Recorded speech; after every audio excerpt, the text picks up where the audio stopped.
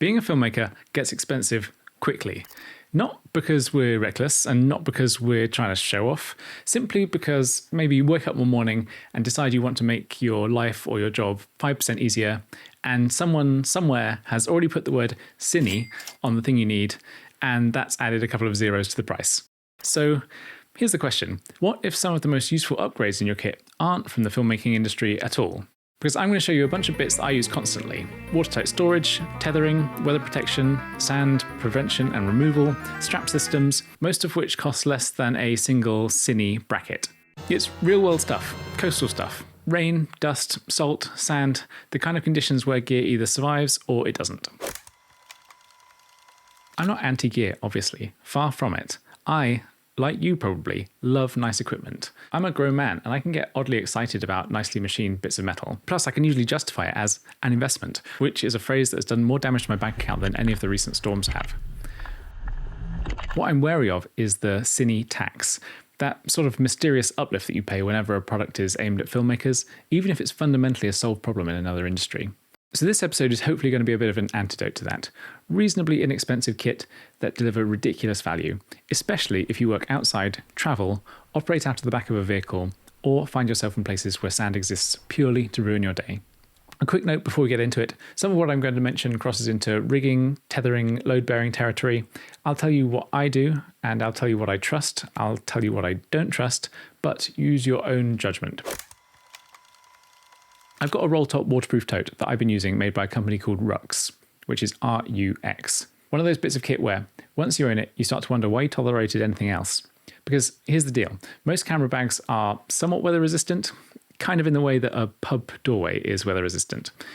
Totally fine until it isn't. Meanwhile, this thing is close to the mentality that you get in marine kit. Watertight, dust tight, sand tight, properly sealed. Now when you get it, it isn't a padded camera bag. It's a waterproof tote. So I did what any sensible filmmaker does when confronted with a gap in the kit market. I DIY'd it. I made a padded liner out of a yoga mat, which was kind of the right amount of padded and flexible.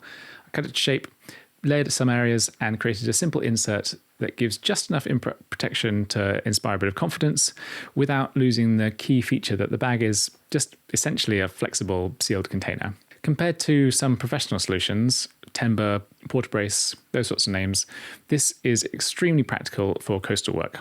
You can put it down on wet ground without that tiny pang of dread. You can drop it in sand and not immediately start composing an email to your insurance company in your head. And it's definitely not that the products from the more established cine brands are bad. Some of them are excellent, but they often optimize for, I suppose, organization as opposed to containment.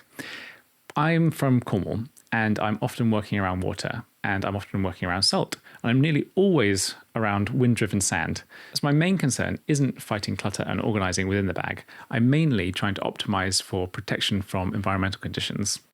If you're a beach shooter, a boat shooter, a harbour shooter, or someone who simply gets rained on a lot, like me, this is a real genuine quality of life upgrade.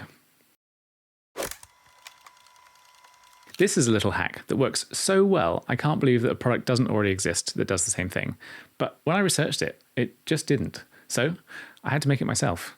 And unlike the Rux tote that I just mentioned, which costs in the region of £100 or $120-ish, this cost literally pence. I made little pull tabs for my pellicase compartments, made out of, well, I went with red, and I just bought it from a haberdashery department. That's it. That's the technology. It's ribbon. Yet they are superb, because cases are tough, cases are completely functional, but cases are not designed for gloved hands, cold hands, wet hands, hands moving quickly while you're trying not to drop something expensive, compartments sized precisely for the component. So by adding these small, high visibility grab points to the bit you touch all the time, the fumbling is gone. It's one of those sort of pretty micro scale optimizations that disappear into your muscle memory, which is the whole point. The real value of a lot of kit isn't the headline feature, it's the reduction in friction. I know I talk about friction all the time, but less friction means more attention left for the shot. I've got a couple of these Peak Design slide straps. They are excellent. They feel extremely nicely engineered. They behave nicely, in as much as a strap can. They sit exactly where you want them to, easily adjustable, and they don't feel like they're trying to saw your collarbone in half. If you want to buy one strap and then never think about it again, it's an easy recommendation. Now, separately though, I've been using quick detach or QD gunsling style mounts for years. long before the film industry decided it was a good idea, I think. I'm talking about the QD receiver and QD swivel ecosystem that comes from a different kind of shooting world, which I don't actually have much familiarity with, culturally nor practically. But they solved a real hardware problem. Now, there are solutions from Mutiny that are really, really nice, and I think Wooden Camera might also have come up with something that's basically a Mutiny copy. But these are, I suppose, simpler and a bit cruder than that, but inexpensive. These little receivers are stainless, tough, and widely available. They're compact, they click in positively, and they're easy to remove, quick to attach. That's the beauty of the system. And once you have this QD ecosystem, the strap options are huge. The ones that I like are pretty inexpensive. They're about £18 or $20, $25, something like that. And they include a little bit of shock mitigation, which sounds a bit gimmicky, but when you're actually carrying something around all day, I find it makes a bit of difference. The main reason I like them for camera builds is they're pretty much bulletproof, and they can kind of go anywhere. They're really simple, so that makes them pretty adaptable. You can build very clean attachment points on cages, plates, handles, and then use any strap you like. So it's non-proprietary, which can only be a good thing in this age of everything being a lock-in system. What's more, recently I've been enjoying a bunch of kit from Bright Tangerine, which I can tell you is absolutely stand out from an engineering point of view. And it's been very satisfying to see them having adopted the QD receivers, which are built into a lot of their stuff. It's one of those, good, grown-ups are in the room, design choices. What I like here is optionality. You can run a Peak Design straps for one job, a QD sling for another, some kind of tether for something else, same camera, completely different behaviors and uses. And that's sort of vaguely the theme of this entire episode. Adaptable, inexpensive building blocks. If you're watching this thinking, right, yes, this is exactly my kind of nerdy, practical filmmaking content, then please do the usual thing. Like the video, subscribe, leave a comment with your own weird little hacks or criticizing mine, because this channel and ultimately all of our work gets better when we pool notes. And then separately, if you want the in-between upload stuff, the day-to-day work, the small experiments that don't always become full videos, please come follow me on Instagram. That's where I put the small wins, the sort of on-the-road bits, the this saved my skin today moments. I bang on about this constantly because it is embarrassingly effective. Transparent plastic bags. The Humble sandwich bag in particular. Tough, clear plastic, decent sized, easy to see what's inside, cheap enough that you stop treating them like precious objects, flexible and malleable enough that you can normally pretty easily interact with the buttons and dials of a camera underneath. They do three things brilliantly. Waterproofing small electronics in a hurry, isolation, keeping sandy things away from non-sandy things, and visibility. You can see the screen, you can see indicator lights, you can see a label. Bin bags do a similar job on a larger scale, and you can cover a bag, cover a case, cover a rig, cover a light. You can even cover yourself if you've made poor choices about clothing. People sometimes overthink weather covers, I think. There's a place for proper rain protection, of course, but it can be really expensive. And for a lot of real-world situations, short moves, sudden squalls, sea spray, plastic bags are the difference between carry-on and, oh my god, all my kit is broken, I need to go home now.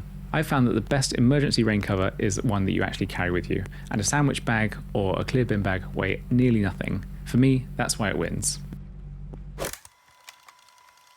Dyneema soft shackles and closed loops have become an almost essential part of my kit. They're especially useful if you want to add a tether point without adding hard metal on metal wear. I also find that if I need to make a standoff tether point, something that holds the rig away from a sharp edge or stops a cable rubbing, or gives you a clean attachment point on something awkward, Dyneema is brilliant.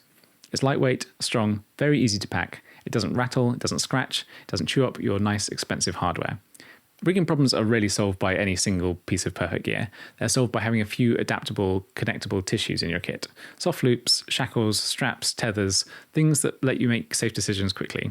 Again, like I mentioned at the top, check safe working loads, ratings, buy from someone reputable, inspects them frequently, the usual stuff. This one's deeply unglamorous, which is why it's so useful. A toothbrush combined with a rocket blower is a genuinely excellent way of getting sand out of hard-to-reach places. On the camera, I hasten to add. There's a particular kind of grit that gets into the threads of things, the corners of cages, the teeth of rails, the little gaps around buttons, and if you wipe it, you kind of grind it. And if you ignore it, it will just migrate around the bit of kit. Brush first, blow second, move the grit away from the mechanism rather than polishing it deeper into the mechanism. This is the very practical end of filmmaking. Not vibes, not aesthetics, not directorial choices, just maintenance. And it means that your gear continues to behave predictably. Whoopie slings, or whoopie loops, come from hammock camping, which is a world that seems to contain a surprising amount of useful rigging knowledge. They're essentially a spliced adjustable loop that can go from quite a short length to an extremely long length, while maintaining a high safe working load. Why do I like them? Because they are fast, adjustable, lightweight, and non-scratchy, which is not a term you find on packaging, but is very much a feature. If you need to tether your camera to something for an overhead rig, or to create a safety line on a light stand, or you need a quick adjustable strop that's more flexible than wire rope, Whoopie slings are a really great option. They pack down to almost nothing, they weigh nearly nothing, and they give you a real versatile range of options. And this is what I mean by escaping the cine tax. The filmmaking version of an adjustable tether often comes with a brand name, a pouch, a logo, and then a price that makes you slightly annoyed with yourself. The camping version comes with a pragmatic name, a load rating, and then it just quietly does the job. And not quietly in the poetic sense, quietly as in it literally doesn't rattle. Rain is one thing, sea spray is something completely different. Sea spray is kind of like rain but with ambition. And so for inclement weather, I will often run a pure clear glass front filter, a 4 by 5.65 on the front of the Mac box. I've got one from Nissi. The aim isn't to somehow manipulate the image especially, it's just to provide protection for that front lens element. Because it's much easier to clean a front filter quickly than it is to reach into the back of the matte box past flags or NDs and try to baby a primary lens element while the wind also tries to ruin your mood. And so I often treat the front filter with RainX. When used properly, it's an effective hydrophobic coating that encourages water to bead and roll off. It's not flawless and it won't perform miracles. Presumably also it will interact in undesirable ways with some filtration, so I keep it on a sacrificial front element rather than on something buried deeper in the stack. And application matters. Spray it on liberally, let it haze, and then buff it in properly. If you do a sort of half-assed job, you get smearing. If you shoot outdoors, and if you're always trading time, every wipe is time. Every stop to clean is a break in momentum. Hydrophobic coatings don't remove the problem, but they reduce how frequently it becomes the problem. When you zoom out a bit, this episode isn't really about bags or straps or ribbon, though it does seem to be about seawater ingress prevention a little bit. But it's supposed to be about the mindset that says, I can kind of solve filmmaking problems with tools from elsewhere.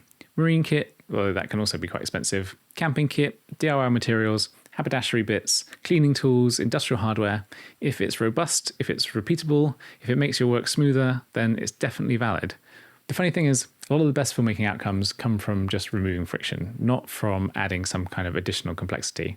Fewer points of failure, less time spent fighting weather, less time spent rummaging, more time spent seeing things with a camera, which, in my opinion, is a big part of what we're here to do. I'll put links to everything I've mentioned in the description. The Rux tote, Peak Design straps, QD parts, Dyneema loops, Whoopie slings, RainX, plus the other little bits and pieces. Because the whole point is that this is practical, actionable, and affordable. And then I really want to hear what your hacks are. What's your weirdest non-filmy thing in your kit that you genuinely rely on? Please put it in the comments. I'm always hunting for those cross-industry solutions that save time and reduce stress. I'm Jack. Whatever this is, I'm calling Western Approaches. Thank you very much for watching, and I'll see you next time.